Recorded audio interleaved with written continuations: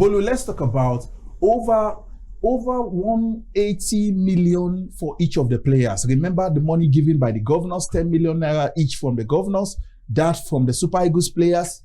Over 180 million naira for each of the players, aside the money that would also be coming from FIFA from the $1 million US and other incentives, mad bonuses. You want to say each of the players at this time should be able to rake home as much as 200 million. Farouk, this is Bolu, this is plenty of money. How must these girls invest these figures and ensure that they don't come back 20, 15 years from now and say, oh, I regret not doing XYZ? Well, one of the things you mentioned was also NFF. NFF, when they start to pay their money, pay. You guys don't say, oh, they got this one, pay their money. But the truth is, there has to be plan. One of the things I say is NFF. Now we have Sports Commission. There should be a plan, like a retirement plan, investment plan, that maybe it is 10%, 20% that will be taken out of every money you earn from the national team. For example, if you are earning about, like you rightly mentioned, by the time we calculate everything together, it's running into 200 million. I don't think it will be out of place to remove 20 or 40 million out of that money and put it somewhere for insurance, because not all of them will become global stars when they retire. The money in women's football is not the same as the men's game. Even those that play in Europe, it's not that they earn all that. Then when you come back in a few years, nobody prays for anything bad to happen to any of the players. You may need to fall back on those things. So even if you would not say, oh, I need to flex, I have no problem with flexing, but I want to believe the NFF or the Sports Commission would have a cut out of that money invested in something, insurance, maybe life insurance. Let it be saved somewhere. You never can tell what tomorrow holds, but that money is big, 200 million plus. No matter, there's some money that Agbana went and single out. This one is one of them. Absolutely. Farouk, let's talk about the level of magnanimity, the benevolence from Mr. President. No one saw this coming. Remember last week we talked about, we were putting out figures, maybe $10,000, $20,000, but the president shocked us.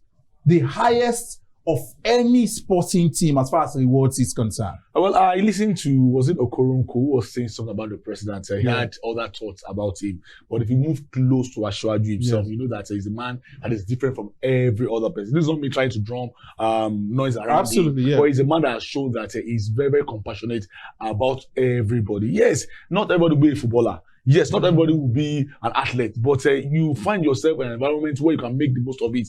And the girls, against all odds, went all the way.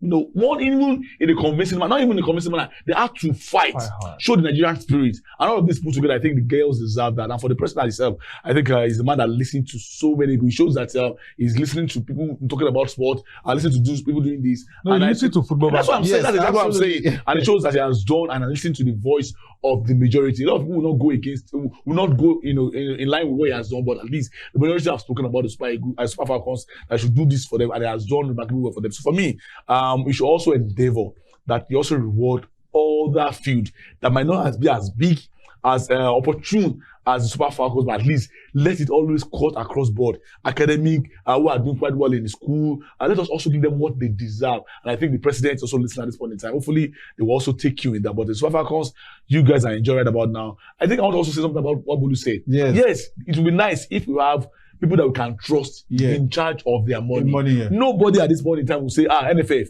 Because even the NFF don't give them the money on time. Absolutely. Why would I want to entrust what I even earn the hard way? Not from you to them. So if we can have, a structure and say, this is mandatory. Any money that you have earned from the Super Eagles, from the Super Falcons, this money will go in here and there. Same way is obtainable in documented quite well, so that even if you are not available to see those money, or you don't even need it, it's always going to go to your family. Like pension or something. So it's nice, but nobody trusts anybody in this country. And I will still say, Bolu, please, let this girl collect their money. They are adults. Let them do whatever they want to do with their money, but don't come and meet us.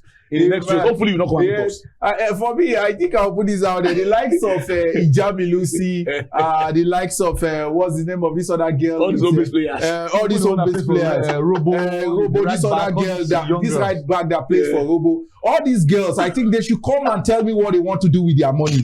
They should come and tell me what they want to do with their money. But the likes of Asisat, I think they've seen this before. They should be able to manage it.